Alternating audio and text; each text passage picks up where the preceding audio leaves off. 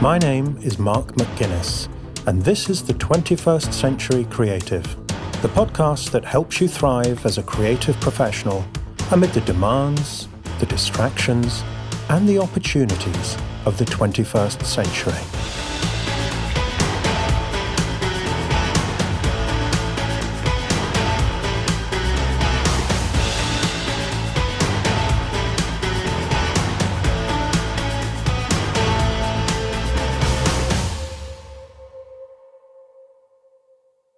Welcome to episode 7 of season 4.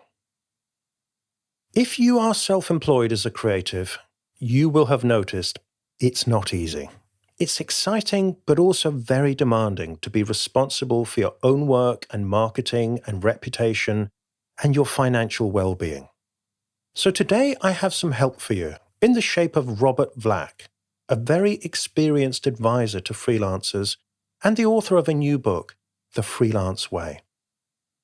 In our interview, Robert describes the big picture of the opportunities and pitfalls of freelancing based on his own experience as a freelancer and of working with hundreds of freelancers directly, plus being the leader of one of the biggest freelance communities in Europe with over 150,000 members online.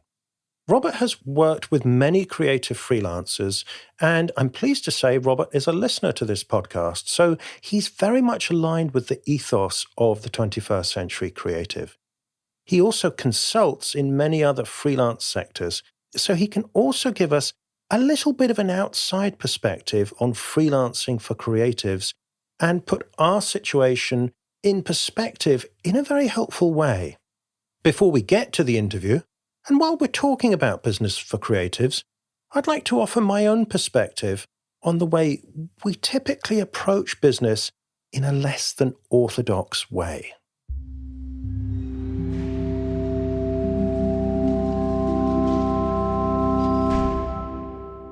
Today, I want to talk about two types of entrepreneur. When you think of an entrepreneur, maybe you think of someone like Richard Branson or Mark Cuban or Elon Musk. Or going further back, someone like John D. Rockefeller, Andrew Carnegie, or Henry Ford. The men, and they always seem to be men, who built America. These guys do things on a big scale. They're all about profit and growth and scaling and dominating the market. It's a macho world where you go big or go home, and where the winner takes all. Maybe you're this kind of entrepreneur yourself. If so, then don't let me hold you back from world domination. But if you listen to this podcast, you're more likely to be the second kind of entrepreneur. If you're this kind of entrepreneur, you may not even think of yourself as an entrepreneur. Because you don't dream of world domination. You have no plans to take on VC funding or to scale your business so it's worth billions of dollars. You have no plans for an exit strategy. To you, a unicorn is a horse with a horn on its nose. You started out as an artist or a creative or a service provider or an agent of change, and you probably still see yourself that way. You want your work to be successful and sustainable. And like most real artists, you're very pragmatic. So you use whatever tools are the best fit for the job. When it comes to making your work, you get the best tools you can afford, whether that's a MacBook Pro or the finest grade of oil paints or a 1978 Rickenbacker 4001 bass guitar. And when it comes to getting your work out there and selling it, you use the best tools for that job, including the tools of entrepreneurship. Maybe you're an artist growing a following on Instagram and selling your work to your followers, or licensing images for use as murals or illustrations. Or a novelist publishing your own books and selling them via your mailing list and judicious use of advertising. Or a comedian with a devoted following on YouTube, earning from advertising, Patreon, and selling out your live shows. Or a trainer supplementing your live workshops by selling books and e-learning programs, or a developer making and selling your own apps and other types of software. These days, this type of entrepreneur is often referred to as a creative entrepreneur. And from the point of view of traditional entrepreneurship, creative entrepreneurs are doing things backwards. Instead of following the logical course of looking for a lucrative market and creating products and services that will sell the most and make the most money, we start from the other side, from what we want to create. And we use the tools of business to make it this more effective and more profitable. To a traditional entrepreneur, this is a dumb thing to do. Meet one of these folks and they will likely tell you how much money you're leaving on the table. But talk to a creative entrepreneur and they will tell you how much joy they would be leaving on the table if they did the logical thing and just followed the money. Creative entrepreneurs don't typically make as much money as traditional entrepreneurs, although there are exceptions. But this is partly because they have a different definition of success. To them, success means practicing their art or doing their work in a way that makes them a good living and that makes a positive difference in the world. Given the choice between doing what they love for 6 figures a year or putting their dreams on hold for 7 figures, and they'll snap your hand off for the 6 figures. Maybe you recognize yourself in my description of a creative entrepreneur, but maybe you still don't see yourself as an entrepreneur, creative or otherwise. If that's so, then I invite you to see yourself simply as an enterprising creator. Being enterprising isn't about an identity, it's about doing what it takes to make your vision happen. It's about finding a way to get your project made, whether that means doing it all yourself, trading favors with friends, or finding smart technical solutions to save you time and money. It's about putting on an event by persuading the manager of the venue to let you use their space on a weekday and using your network to fill the stage and fill the room. It's about being just as pragmatic and persistent and ingenious about the business side of your work as you are about the artistic side. It's about using the tools that are the best fit for the job and learning to use them well. So next time you're facing a big challenge or you're wondering how to make your impossible dream come true, ask yourself, how enterprising can I be right now?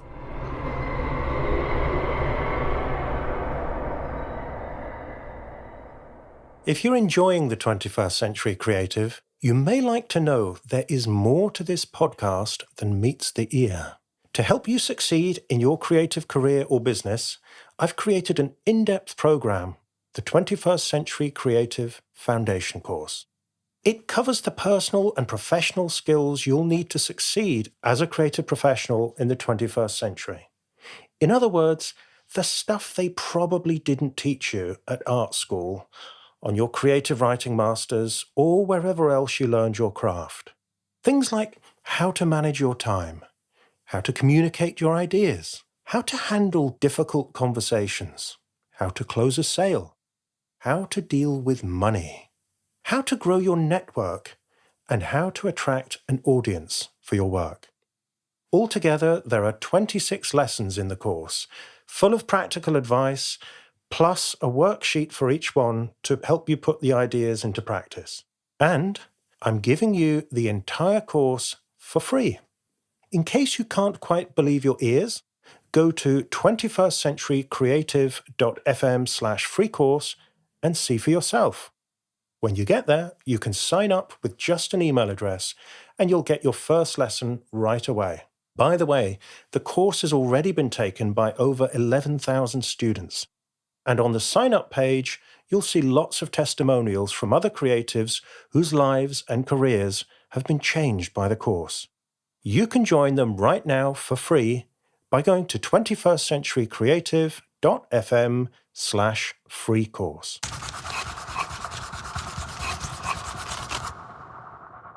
Robert Vlach is a business consultant who specializes in supporting independent professionals and business owners. Early in his career, he encountered the highs and lows of the freelance life, and as you'll hear in the interview, when he figured out some solutions for himself, he made it his mission to help other freelancers with the same challenges. In 2005, he founded one of the largest national freelance communities in Europe, and later, in 2012, Europe's first think tank for freelancers, which meets regularly in Prague and other cities. He's been holding freelancing courses for more than a decade and has consulted on over 300 business cases with individuals, startups, and companies. He has now distilled what he's learned from all of this into a book called The Freelance Way, a very thorough and practical guide to freelancing, starting with the basics for beginners and going on to cover advanced career strategies and tools for veterans. Topics covered include productivity, teamwork, smart pricing, business negotiations, personal finance, and marketing. Robert lives with his family in the Czech Republic and also Spain. He wrote the first edition of his book in Czech, and it became a national bestseller. Now, when it came to publishing the English edition, rather than settling for a straight translation, Robert took the opportunity to revise the book and incorporate contributions by world-class experts David Allen, Adam Grant, Austin Kleon, and David H. Hansen.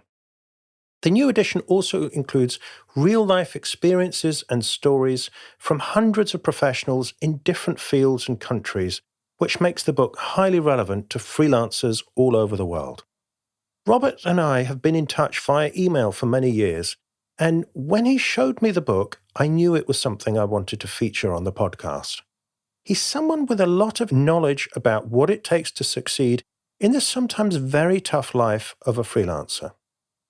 Robert's expertise covers many different sectors of freelancing, so he can see the specialist world of creative freelancing in context, and he has some very interesting things to say about the specific challenges and opportunities out there for creative freelancers.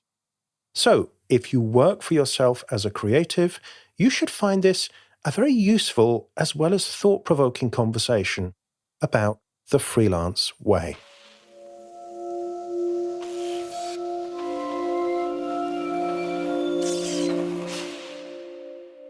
Robert, you've written a great book on freelancing, and I love the fact that it starts with a story about when you were young and you swore that you would never be an entrepreneur. Well, that story, I think, made me a freelancer, actually.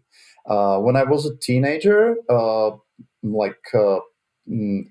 1991, my parents started their own company. It was a bakery.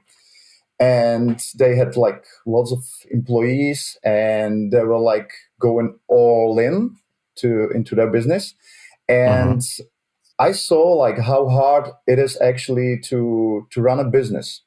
So they were working weekends, they were working nights, coming late, and basically we didn't see we didn't see them much at home with my brother for 10 years. So my idea was that doing business is actually very hard, and that you have to sacrifice a lot. And it just didn't made any sense to me. As a kid, I had lots of creative ambitions, and it just didn't make sense, like sacrifice that much only to earn a living, right? At that time, I was studying a business school, which was also a lot it was also related to companies mostly, and so it only confirmed my bias, right? And I didn't know at that time that freelancing is something completely different, that there is a way how to do business on the individual level without a need of large capital, without going all in, without the risks that they have to take. So what was it that changed your mind? Well, actually, it was a lucky chance. When I was 20, something around 20, I went to Spain. I loved traveling at the time, And I was just looking for a seasonal labor and to go on with my travels. But actually, I found a job, and it was actually a freelance job. I became a web developer for a local company in Catalonia, Spain.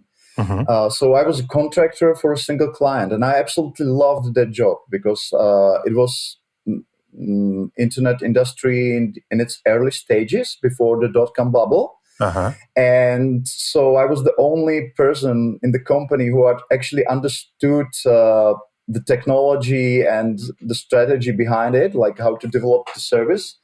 And so I had like immense freedom to work on this project, and I was working like 7 days a week. My boss even urged me to take a break or whatever. I didn't care because I found something that was like incredibly interesting, and I was really young, so I had like lots of energy, and I was like working nonstop. So of course I burned out after 2 or 3 years. Mm-hmm. And that was like another major turning point in my career because I was really like totally fed up with computers. Like I was sitting by the computer like for 2 or 3 years, and it was enough.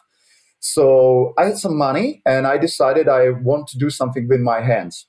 And I was always traveling across Europe from Czech Republic to Spain, and I was often going to through France, through winery areas, winemaking areas. Mm-hmm. So I just had this idea that it would be nice to do something with wine. So I wrote to several wineries, and one winery close to Vienna wrote me back that they would actually need some help outdoors on the field, and they took me in for like a minimal wage. So I was working 1 year Yeah. outdoors, just like making wine, like taking care of everything that was needed. So I had 1 year basically to think what I want to do. And then there I stumbled upon the idea that actually what I didn't like about the work was that I was working for a single client. It was almost like being an employee. It was like really routine work in the end. And Yeah. I realized that actually I liked working with web technologies, but I would prefer to have more freedom. So that's where I stopped being like a hopeless amateur and started to think about like professionalizing, about working for multiple clients. So basically, at that moment, I raised my autonomy and became a real freelancer, so to say. I get the sense, Robert, that you're a kind of an all or nothing kind of guy. So you went from saying, I'm never going to do this, to being totally all in and then burning yourself out, and then doing a very creative thing, which was stepping away and getting into a completely different environment again. Is this something in your character that you really, when you commit, you really play full out? Yeah, I do. That's right. But there's one more. There's one catch. Basically, I'm not really Mm-hmm. a person who likes to take risks. So actually, this was a necessity. I was like really tired, and I was looking for some like way out. But and the good thing was when I was a contractor in Spain, I actually didn't realize, and this is like quite common for so many freelancers, that I'm actually like starting to do a business, right? Yeah. Because I have a client, hey, Mm-hmm. and I wasn't aware of it, and only later I realized that to go fully freelance, it means like becoming more a business person, and then I was really scared because I'm a conservative person in a way, like I'm not really embracing risks, and in that moment it was really hard. Although I'm from entrepreneurial family, I knew from my parents that actually like doing business involves some taking some risk and doing some really hard work. So I knew all that before going freelance, and so I definitely didn't sleep for several nights before like Mm-hmm. committing myself to become an independent professional. But then when I make a decision like doing this or like I don't know, starting a project, writing a book, I go all in. That's right. And I'm picking up two words that keep jumping out. One, which is really loud and clear, is freedom. I mean, it strikes me that the word free is nested there inside freelancing, and you've used it several times and talked about the autonomy, the opportunity to work on what you think is important in your own time, even if it's 7 days a week. But then the other pole, I guess, in a freelancer's life is risk, and there's the stress of that risk. And I guess a lot of freelancers live between these two poles. They're attracted to the freedom, but obviously they're not so attracted to the risk. I mean, is this a common pattern you see in your work with freelancers? Absolutely, you're right. First of all, for me, it's always difficult to speak about freelancers and freelancing in general because it's such a broad phenomenon. We should definitely say here that there is no general definition of a freelancer worldwide, right? Right. Like there are various definitions across the world. For example, the American one is really broad. It basically counts in as a freelancer everyone who has some income from a free market. So it can be a temp, like working through an agency for $10, $15 per hour. And it can be a field celebrity or like real celebrity. Like we can definitely speak of, I don't know, Bruce Springsteen as an independent professional, right? Or some famous writer. Yeah. So there's this huge market of freelancing, and so it's hard actually to make any general statements. But there is a strong division, I would say, between full-time freelancers and part-time freelancers. These two groups, from the surveys that were made, have quite different motivations. With part-time freelancers who freelance as a side jobs or who are just moonlighters, there's basically a strong incentive to earn some extra money. So there's a pretty strong financial motivation, and that's fine. But with full-time freelancers, if you ask them in surveys or in interviews, there is always very strong tendency towards values like independence, time flexibility, mobility, and working from anywhere, doing what they enjoyed, being their own boss or working for their own benefit, which is very important for creative professionals, right? Because you create something and then you can benefit from it for years if it's a great system or word or book, whatever. So these two groups have pretty different motivations. And you are absolutely right that there are also strong drawbacks to freelancing. So because I'm a basically business consultant working with independent professionals and business owners, I always see both parts. I see the good part, that is always presented publicly, but also the dark side that includes uncertainty from income swings and financial uncertainty in general, loss of work-life boundaries, irreplaceability, some stress related to work. But I would always say that freelancer basically is a business person, right? So freelancer is not a victim. You can do a lot to enhance your chances and to suppress the drawbacks of freelancing. So basically, when you do nothing about preventing your risk, it can be a really bad trip, I would say. Something that would be a nightmare of a business. But if you work consistently to realize what your main risk areas are, and trying to suppress them, in half a year, in 1 year, in 2 years, you would be in a completely different situation. So you would basically raise your immunity towards stress and uncertainties. And you've worked with quite a wide spectrum of different types of freelancer. Would you see that there's any big patterns or differences between creative freelancers and other types of freelancer? Definitely. I think that, let me start from a broader perspective. First of all, there is a mother of all mistakes in freelancing, and that is basically applying know-how or advice that is meant for companies or startups while being freelance. Freelancing is so distinct because it's so much connected to a single person that applying even a great and good advice from the world of companies or startups leads to many errors. So first of all, like any freelancer has to work with a know-how that is meant for freelancing, for individuals who are working on their name or their good name and who are selling their expertise on the free market. That's, I would say, like the most important thing when thinking about freelancing as a business. And then, in general freelancing, you have some very interesting niches, like, for example, being a professional sportsman. That's a great example.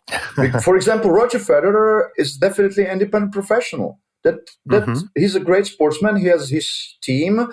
He's like probably agent for dealing with the media, but it's him. It's his own story, and all these people they are helping him to, well, have a long career, to be in great shape, to have a great image, right? To support the causes you want to support.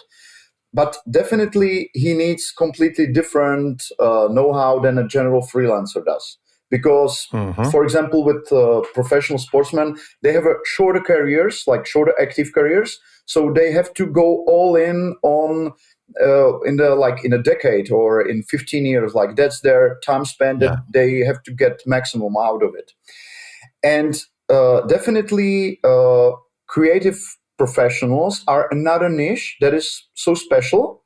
So basically, for creative professionals, it's important to have a good, broad knowledge of freelancing in general, like general know-how, like business negotiations, time management, pricing, for example. But then also to study know-how that is related only to their niche, and there they use sources like Lateral Action or your podcast.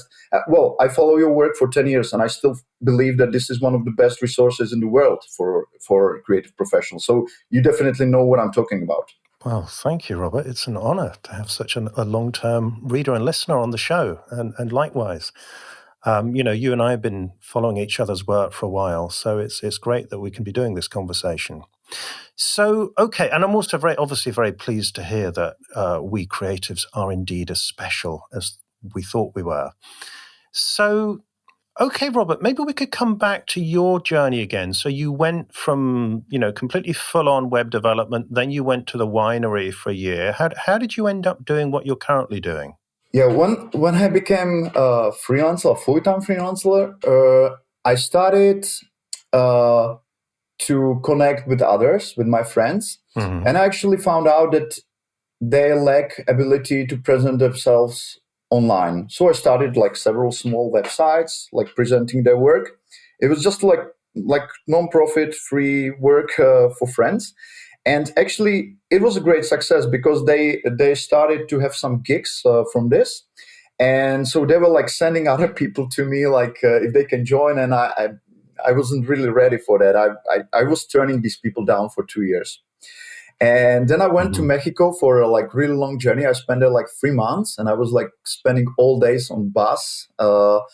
And I was thinking that I should probably start a platform for my friends and other freelancers in Czech Republic.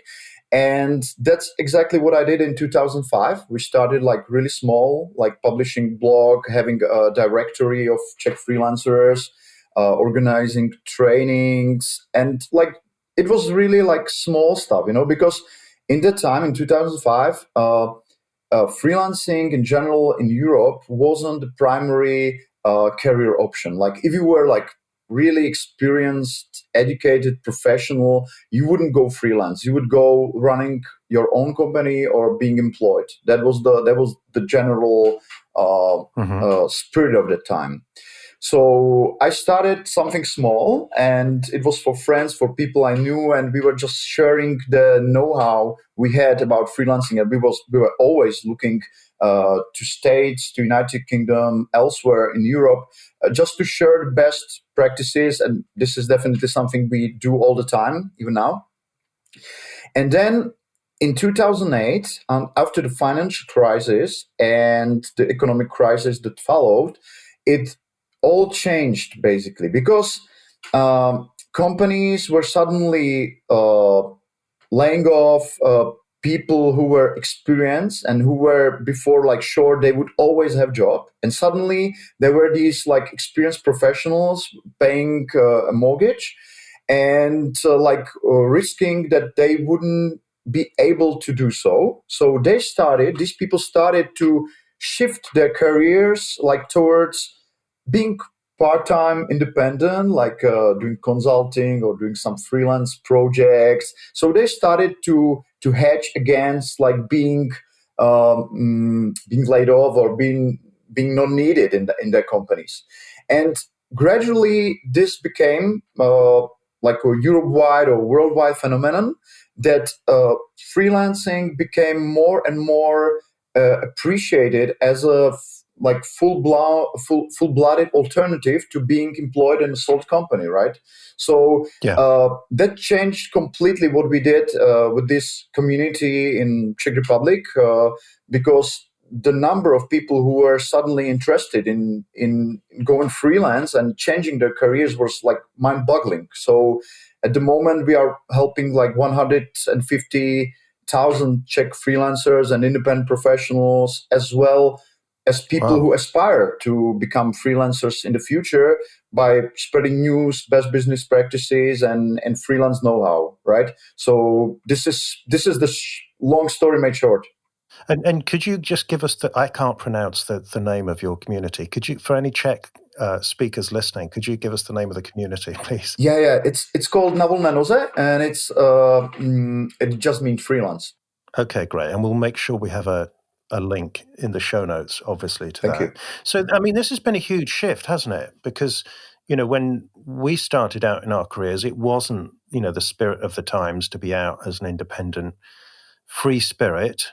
But I guess we ended up doing it because we had strong internal reasons that, we Exactly. valued the freedom so much. But these days, I think the environment is much more open and supportive, and there's people like you out ready to help. That kind of help was much thinner on the ground years ago. Mm-hmm. So, do you think this is, it's looking like a pretty solid trend, huh, for the future?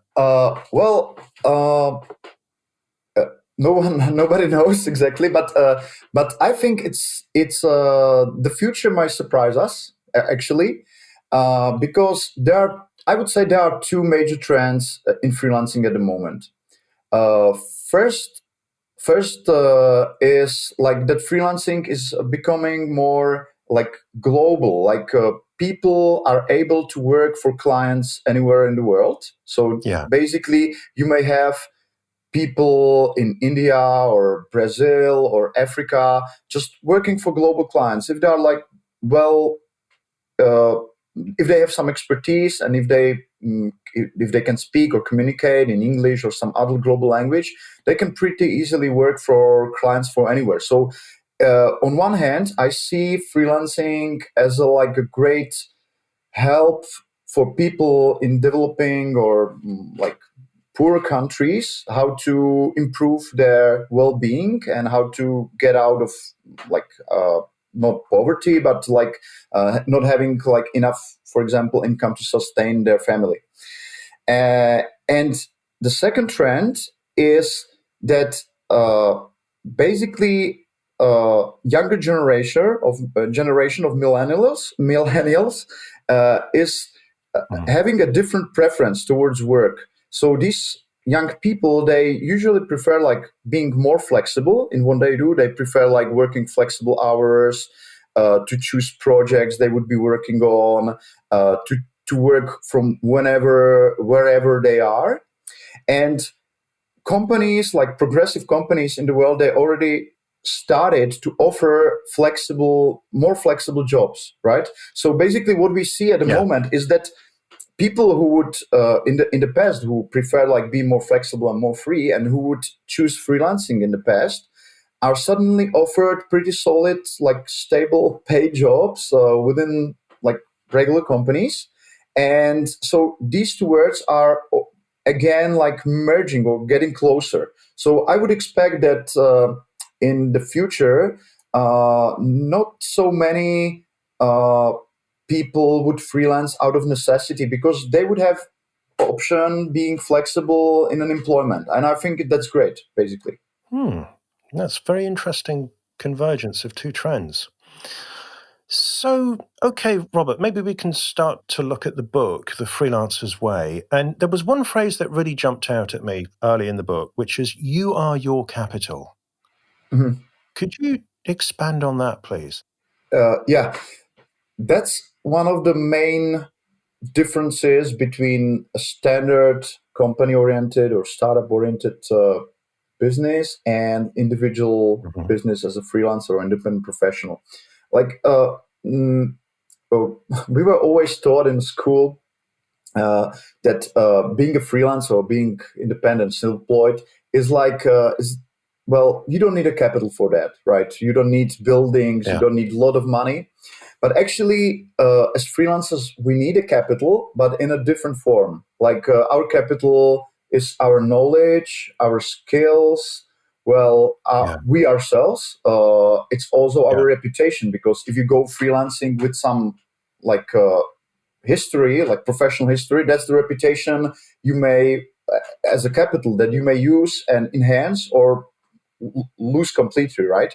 So there may be like certifications, there will be your education. So everything that is like related to you and to your experience is actually the capital that you are putting in, and you are like earning money on it while being a freelancer. So we may also say that if you don't have enough personal capital, so if you have like too general skills or skills that don't have a value on the market, that it would be really hard for you as a freelancer to earn a good living. So we are basically talking about personal capital being all that, like you yourself looking outside on the free market to the world, and being able to pick up the opportunities where you can employ these skills, this capital, to earn some living. That's what I meant by that phrase. Yeah, and again, I really like this because it draws together the internal and the external. Again, similar to freedom. I mean, for me, and I know a lot of other freelancers I talk to, learning is a really powerful motivation. I always Absolutely. want to learn something new, discover something new. And what you're saying is, by doing that, I'm actually adding to my own personal creative capital, if you like, because it makes me a more skilled person, maybe a more knowledgeable person, maybe even a richer person in terms of, life experience and so on. So, this is another thing that I really like about the book, the way you can point out the hard business value of something that maybe somebody listening to this might take it for granted. Well, I've always learned, I've always created, I've always liked to grow and develop. But for you, that's a real asset for the business, right? Yeah, exactly. And just a short story. We were doing once a survey among our members, and there was a question like, how important is to educate themselves or to grow in knowledge, and 100% basically said that it's very important for them. So basically, among freelancers, there's a general 100%. Yeah, 100%. Like these people, they totally realize that like being able to acquire new valuable skills is definitely tightly related to their success in their careers.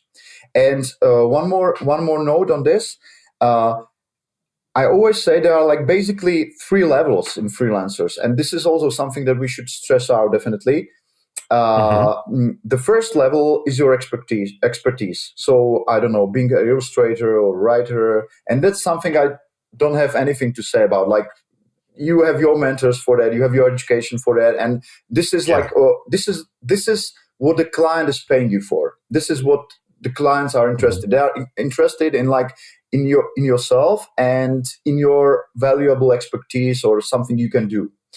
Then there is a second level, like pretty small in most countries, that these are like administrative obligations. this is something that your governments want, something like filling your taxes, whatever. I mean, like, people are usually scared about this level, but when they start doing business, they actually realize that it can be pretty easily outsourced and it's not that difficult, right? Yeah. When compared to companies, which is where it's much more difficult to run the whole administrative area. Yeah. And then there is this third area, which is the business, which is actually including what you want. And this is something what my book is about, like all these like things in the business alphabet that you have to handle if you want to grow as a business person. Because what I see so often with freelancers is that you have these people who have like great expertise. They are like total experts and mavens in what they do. They are really skilled, but they are really poor in doing business. So basically, it's important for freelancers to realize that these are basically two totally independent areas, and that you can be like great in what you do, but if you fail in business negotiations, in pricing, in being reliable and self-managing yourself, it will beat you with a stick on a free market, right? Yeah. Yeah. Sorry, I'm just getting flashbacks to a few situations where, I was involved in hiring somebody who was the really great expert in what we were doing, but the reliability was just not there, and it just totally torpedoed the projects. But anyway, mentioning no names. So if I'm listening to this and I'm thinking, okay, I can recognize myself. I pride myself on my expertise, but I know I could be a lot better at the business side of things. What are some of the biggest things that I need to focus on? Well, one of the major sore points is definitely finance. When you go freelance, you may have big ideals about freedom, about being independent, but if it wouldn't work out financially, you would basically need to pack your bag and go back being employed, or like asking somebody for help. So basically, financial self-management is very important. And it's totally underestimated area with freelancers. For example, in a survey, Freelancing in America 2017, that is done by Freelancers Union and Upwork, they were asking freelancers if they understand their finances, and only 41%, 2 out of 5 freelancers said they do, which is like totally shocking. Whoa. I mean, like, come on, how can you be a business person and not understand your finances? So basically, this is definitely an area that people really need to work on. And the good news is that it's actually not that hard. It's basically something that people overlook, or they do it like intuitively, and well, they just don't focus, right? So basically, in that area, I would just recommend like doing some gradual improvements, like gradually raising the awareness and the control you have over your finances. So it can be something really easy in the beginning. It can be like, for example, like recording your monthly revenues, like doing it for a year or two, and like just seeing the trend. I mean, like if you have the feeling that this month is really low on income, you may just look into your records and find out that every May is actually low, and that you could have known it, right? That you could have prepared in advance. Yeah. So this is like a basic level. Then you have like more advanced level, like doing some financial overview and actually like putting aside some solid reserve, because the reserve is like a good cushion for most risks that you may encounter. Then you can go gradually to even higher level and actually starting to analyze your cash flow. It's not that hard. Basically, on an individual level, it usually means like installing some app for like recording your spending, and then you see like in categories like where you are overspending, right? Because what people do usually, that they spend and they just don't record anything, and when suddenly they ask the crucial question like, well, where are all this money I'm earning going? And they realize that they don't have the answer, right? And and you can go on the next stage probably would be a financial plan, like planning your finances and spending for the future. So it would give you a really good overview. How will your finances look in 1 or 2 years? That's pretty easy to do if you have the records. And then the final stage probably would be some investment. So you wouldn't probably think as a beginning freelancer like how can you save for being old, being retired. But definitely there will come a time when you be more advanced, where you start thinking about how to not spend your money, how not to spend the money you spent, and invest them so that you keep them and even grow them possibly. So in general, financial self-management is definitely one area to look in. I would recommend it to every freelancer who is a full-time freelancer. I like the way you talk about financial self-management rather than just financial management, because it makes it a bit more personal, doesn't it? And it kind of brings it home. Well, ultimately, we are responsible. Yeah, exactly. And it's our behavior that either gets us into trouble or gets us into a good place. Actually, this is a good example how the freelancing differs from, I don't know, having a company. Because usually these people are self-employed and they have to manage their personal finance and their business finance together. It's pretty simple. I mean, when you have large costs in doing business, you definitely spend less at home. And when you have large costs at home, you probably wouldn't spend it much on your business. So for freelancers in general, it's really these are closed areas. They are merged. And also you often use things that you purchase for your business, like, I don't know, a car or home office. You use them for your private life as well. So it would be really hard to distinguish what part of your home office is for the business and for life. So yeah, absolutely, I agree that self-employed business persons they have to admit much larger responsibility for their status. And if you fail in this, you are basically risking a lot because you are liable for everything you do as a freelancer. So it's not when you are an employee and you are not happy with your situation, you may just change the employer, right? This is not an option for most freelancers. Yeah. Yes. We're stuck with ourselves, aren't we? So, okay, going back to our imaginary listener who is maybe not so imaginary, who's listening and thinking, okay, great, I'm going to get on top of the financial self-management for my business. What else should I be paying attention to on the business definitely level? We have to stay with finance because I think that one of the major other areas that are underestimated is pricing. People who freelance, they usually don't have good pricing skills, and especially they don't have a good knowledge of how the pricing for a freelancer should be done, because that's another huge difference from pricing in companies. Because if you have a company with employees and you have a growing demand, basically what you would try to do is to expand your production. So you would probably keep the price at the same level, just hire a next person, next employee, next helper, and you would expand. So even perhaps the best companies, they would even try to expand while also pushing the price down, because they would be diffusing the fixed costs. But if you are a freelancer, you can't do that.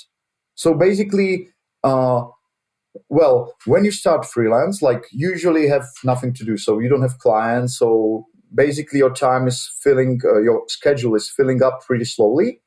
And then you suddenly reach a point where your schedule is full. And the initial reaction by freelancers, I would say 90%, is that these people realize, okay, I'm really lame at like managing my time. So basically, they try to be more productive and doing more work in less time. So that would like enable them to take in the demand that is coming. But the second or third time you would reach the full capacity as a freelancer, uh, like raising the productivity to infinity is not an option. So basically, every other like trial to enhance your productivity is like bringing you less and less like increase. And so there you have like three major options. Either you will like ask more colleagues to do some work for you and create a team, and you will basically expand your productive capacity. And that's where a freelancer goes towards like founding an agency or company. So putting a brand on that. So that's one direction. It's totally legit. And the other option is basically to raise prices. So when you have like even larger demand, you raise the price, and there you are basically suppressing demand from people who want work really cheap. You probably don't want to work with these people anymore, or like not that much. And the other thing that happens is that by raising a price, you are basically raising raising expectations from your clients. So I definitely would expect much more professional work from a web developer that asks, I don't know, 100 euros per hour than from a student who works for 20, right? Like my expectations would be much higher. And if there would be some errors or mistakes, I would be definitely like asking to be corrected. So I probably wouldn't mind with a student. So basically, if we as freelancers raise our prices, we are making it harder for ourselves, because the expectations are going high, and so we have to be like more professional. We have to be like more educated. We have to be better experts. So basically, the pricing strategy is crucial for a freelancer's growth. Basically, this is something that makes you a better expert, that you are earning more, and definitely you want to keep that status, right? So it's actually like pretty great motivation for you to don't oscillate in quality. Like you wouldn't like to go on a lower plane where you were like making errors, like being unreliable, and so you are making it harder for yourself and growing. And just to be complex enough, I would say that there is also a third option, which I don't recommend, and this is turning down work. This is something like really short-sighted. Like you may have growing demand and decide on at some point that you would just turn down good work. And this is something that may turn against you in the future, because like if you turn down bad work, that's fine. We all do it, right? We do it politely. We just recommend someone who is cheaper or whatever, who has some capacity to do so. But when you turn good work that is coming to you on recommendation, you are actually like corrupting good name that forms around you, because people would say, hey, that one is great, but choose someone else because he never has time. So which is a problem when you already have time, right? Well, this rule that you shouldn't, as a basic rule, shouldn't turn down good work as a freelancer, has some exception, obviously. I mean, like if you are a world-class writer or a field celebrity, you probably would have to do that, right? But this is, I'm talking about the general rules for pricing. So basically, the best way for a freelancer to work with prices is to be ready and be flexible to raise your prices gradually as you grow as a freelancer. And I may also turn this around and say, for example, if in 2015 you have a price of, I don't know, like 40 euros per hour, and I see the same person having the same price in 5 years, how do I understand it? I understand it that this person, this particular freelancer, basically wasn't growing at all for these years, that he or she didn't move anywhere. So price says a lot about us as freelancers. Thank you, Robert. I think you've articulated this really well. So there's this dilemma, or maybe trilemma, which is that as demand goes, you've got different options. Either you can, and I'm thinking about this from the perspective of a creative freelancer, particularly, because as we know, we have our special motivations. So I'm getting increasing demand. So on the one level, I could hire other people to do it, but then that takes away one of my big motivations for doing this in the first place, is that I'm a creative, I'm a designer, I'm a writer, an actor, or whatever. I want to do the work myself. And I don't want to turn good work away, which is option 3. So what you're saying is if I increase my prices, then that helps to sift the applications, because the better clients are the ones who are prepared to pay more for quality. You don't mind using the people who just want the cheapest option. And it's really interesting point that you make about, well, then the expectations raise.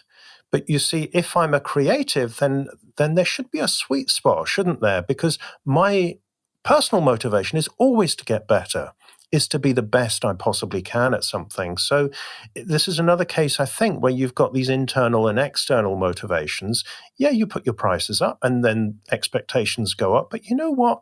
If you really do value your skills and your expertise and your ambition as a creative, then this is, I think, a lovely challenge to rise to think, well, how can I deliver more value? How can I do a better job? And I think ideally what you're looking at is a future where you have fewer clients who pay you better fees and you do better work and they appreciate the better quality, yeah, right? Exactly. And there's so much more behind what you say, because you creative professionals are special, because you work with these like internal talents, your muses, for example, and you don't, you have like, you have to be sometimes pretty selective in what kind of work do you want to work with or work on, right? So I would amend to what I said previously.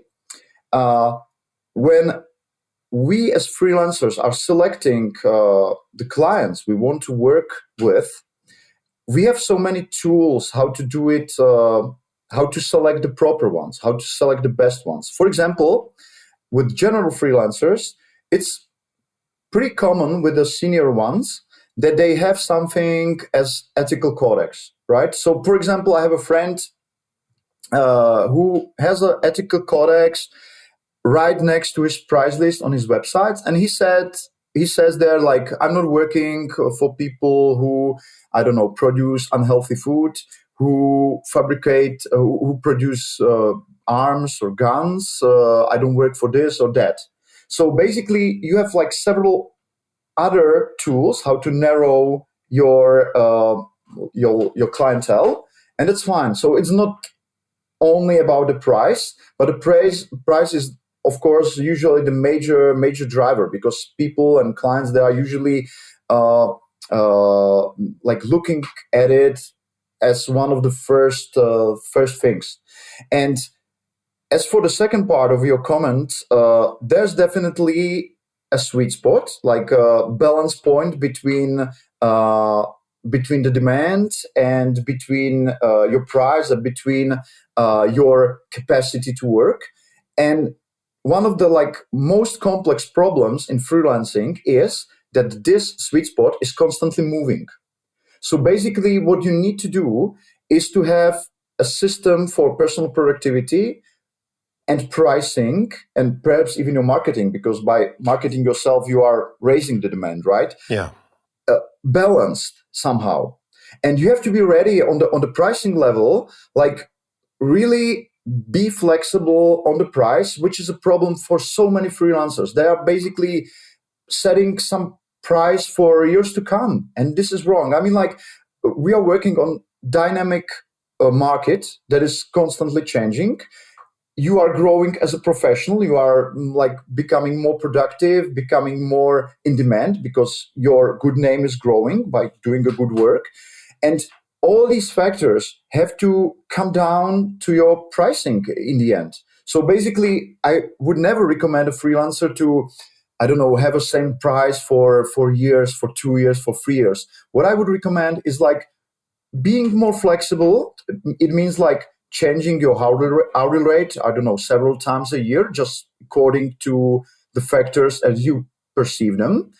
And also trying to learn different pricing methods, because usually freelancers, they use one or two pricing methods, like for example hourly rate or day rate, but they don't venture into learning new ones. And these new methods, like for example having a day rate or having a success fee or satisfaction fee or like variant pricing, these may enable you to price assignments that are somehow special, and that wouldn't just wouldn't make sense if you would set a price on them using your standard pricing method.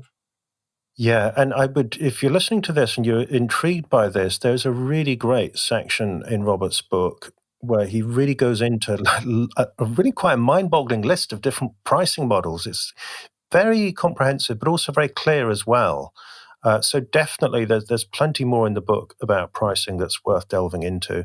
And also, I mean, the book as a whole, you really do cover all the different aspects of freelancing, Robert. It's a really nicely balanced book. And, we could be here all day delving into the various sections. But Thank you, Mark. One thing I'd like to talk about before we finish up is the process of creating the book itself, because you originally wrote it in Czech, and Right. it was a national bestseller there.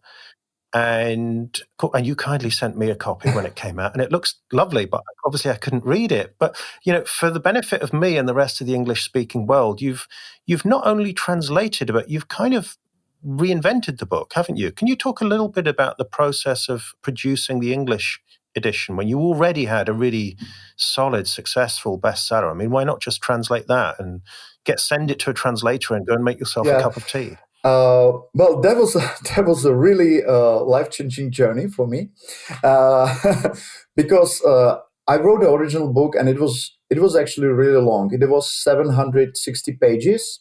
It was the first thorough book on freelancing in the Czech language. So I really felt the urgency and the responsibility to introducing the phenomenon to Czech readers, like on a complex scale. And when we decided, because the book was selling really great, to our amazement, because we didn't expect a book that expensive and that like huge to be selling really well.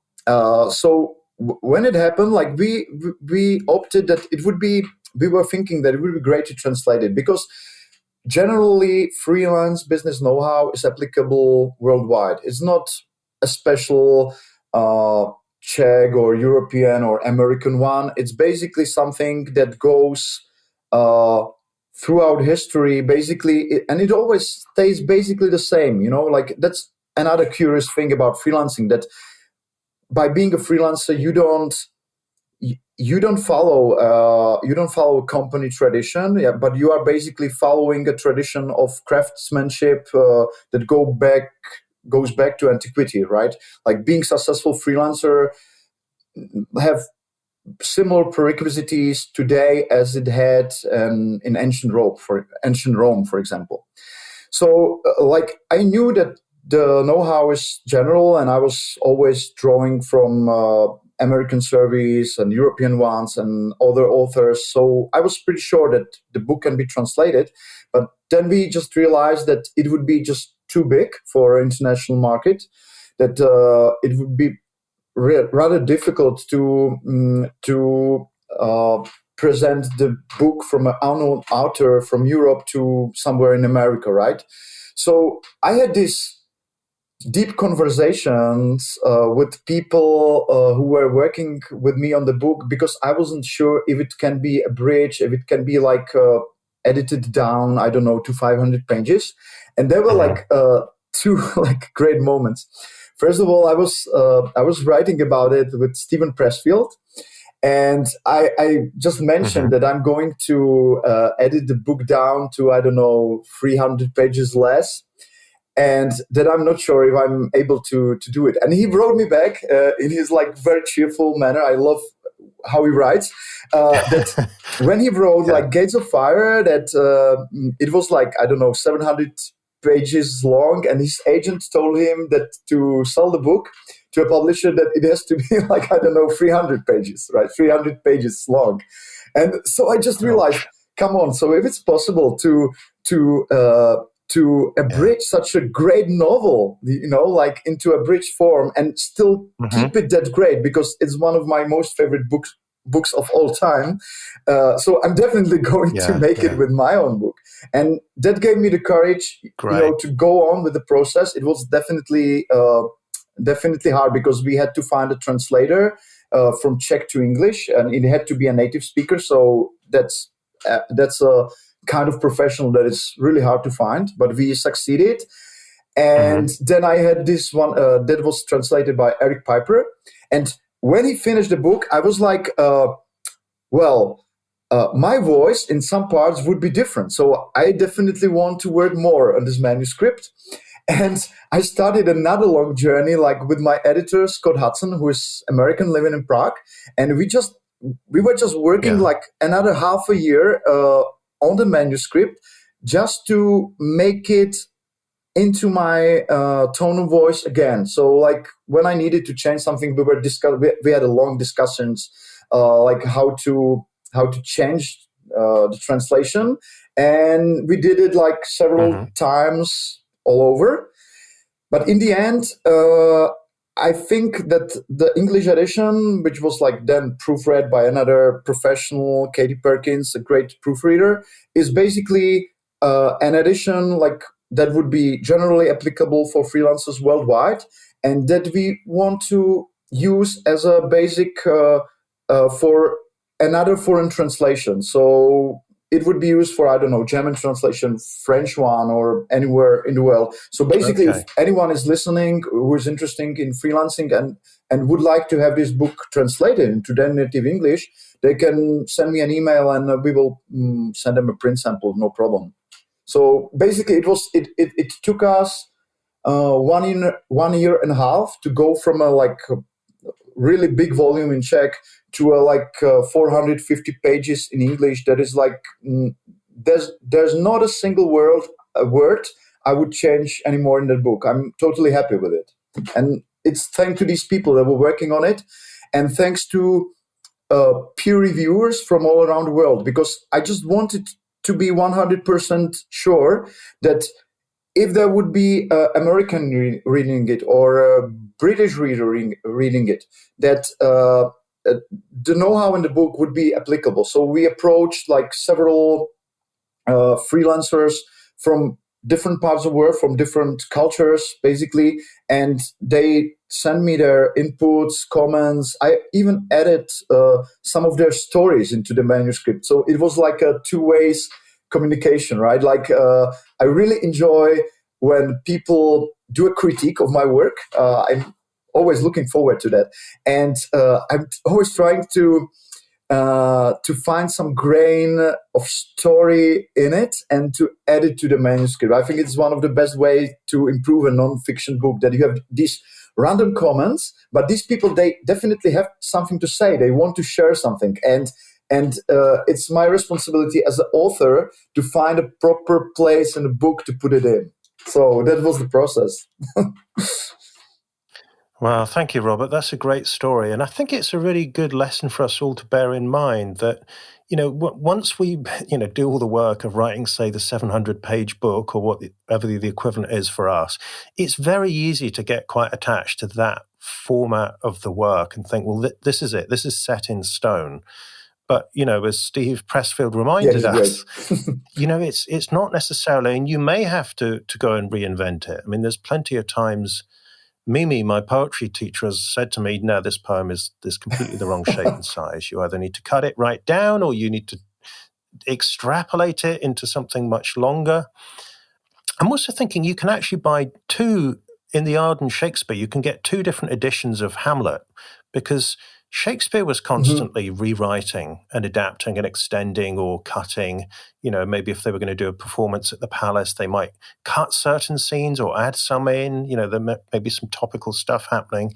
If he wasn't too proud to get the scissors out and to reshape his masterworks, then neither should we be. And I can't judge it against the Czech original, but certainly the English edition reads really well, Robert. Thank you very much. So congrats on doing a great job on that. So, okay, final duty for you today, Robert. This is the point of the show where I invite my guest to set a creative challenge to you, dear listener.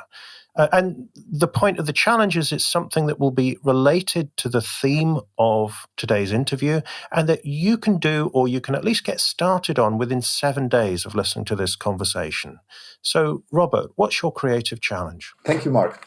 I was thinking a lot about it, and I went through all the practices I have in the book just to select a few ones. And I think this one is special because it relates to creative professionals. First of all, let me give some brief introduction. One of the most important topics in the book, in my book, is a good name. That a good name is something that brings you constant job opportunities, constant opportunities in general. And this good name is basically established association of quality between you as a person, as a professional, and your expertise. And just to be clear here, when you say a good name, you don't just mean a clever brand name. You mean a good reputation in the industry, good reputation, right? Exactly. Actually, like a good reputation and a personal brand is something completely different, and people tend to put it in one basket, right? So a good name is only a reputation. It's something other people think and tell about you, and it grows over time by people talking about you when you are not present. So when people go to pub, they go to restaurant, they mostly talk only about other people. So the good name is something that forms by people telling stories and their experience with you to others.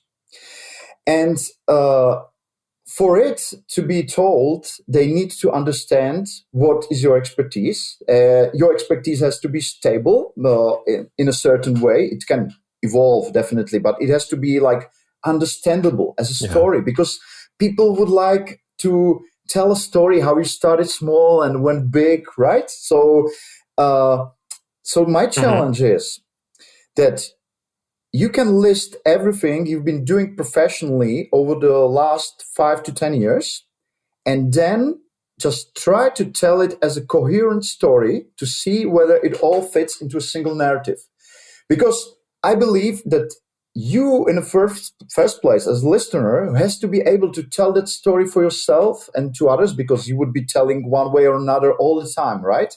And if people wouldn't be able to understand it, to grasp the whole structure, it's not very probable that they would be telling the story the way you would like it, right? So I think it's great actually to take a look at your career and to identify what were the important points, and then tell it as a whole. And it will help you definitely to explain your work better, because you may find out that the first version of the story is, not really understandable for someone. So you may want to improve it, and you may ask for feedback, sending it to a partner, to your colleagues, and ask them for their opinion. So that's my challenge. That's a great challenge, Robert. And I really agree with you about the value of this. I mean, one of the things I do with clients quite often is I challenge them to write the about page of their website, which is where they tell the story about who they are professionally, because it's amazing how many people are not clear about what that story is and who they are. And the thing is, once you've written it down in that format, then you know that story, you know who you are, and you can talk about yourself much more fluently and confidently in lots of different situations. So I think this is a great challenge, Robert. And I would invite you, if you do this, and you're feeling brave, you would like to share it with us, then go to the comments at the end of today's interview on the website. So if you go to 21stcenturycreative.fm/Robert, then you can, if you put it on your website, leave a link to the site, or just, paste your story right there in the comments. We would really love to read your stories and hear how you got on with the challenge. So, Robert, thank you so much. I knew from your book how, how much you know, and it's been a real pleasure to spend time with you and hear you articulate it so clearly for us. So obviously, the people should go and get hold of the book, The Freelance Way, isn't it? Yeah, the freelanceway.eu. Like if they want to buy an ebook, and we will be trying to get a printed version to a global market as soon as possible. But it will be several weeks or months later, I suppose. But the ebook is definitely available. And Mark, I just want to add that I totally enjoyed this interview, and I really appreciate and follow and recommend your work everywhere, because you're just a great person to help creative professionals, and you have this wonderful publishing history, and I also recommend your books, obviously. So thank you very much. It was a pleasure.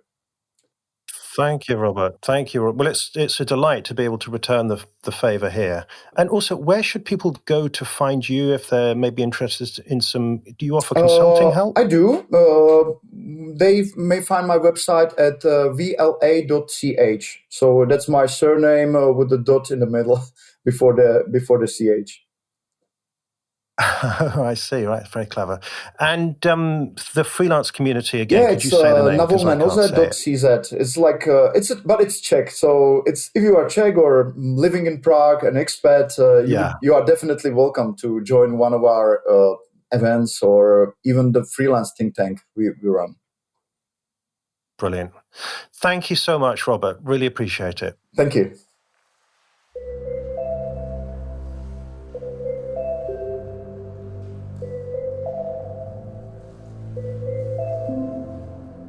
You have been listening to the 21st Century Creative, hosted by Mark McGuinness.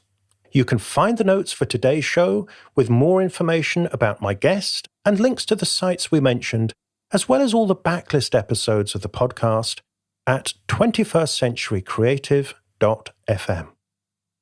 If you enjoyed the show, I do hope you'll subscribe in iTunes, and I'm always grateful if you could take a couple of seconds to just go to the iTunes podcast app and give the show a rating. If you'd like to have the 21st Century Creative Foundation course delivered to you for free, giving you 26 lessons of advice and worksheets on carving out an original creative career, you can sign up for the course at 21stcenturycreative.fm/free course. And if you are an experienced creative and you're curious about getting my help as a private coaching client, then the first step is to go to 21stcenturycreative.fm/coaching questions and answer the questions on that page. Thank you for listening. I hope you'll join me again soon.